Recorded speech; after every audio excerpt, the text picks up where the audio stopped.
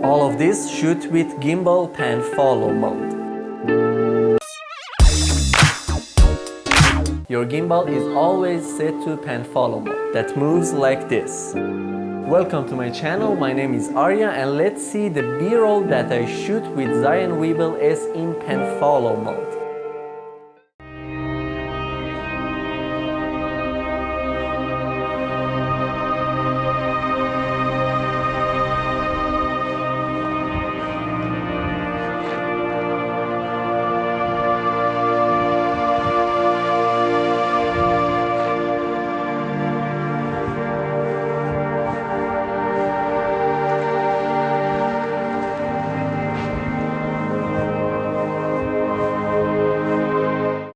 Thanks for watching, I see you next time.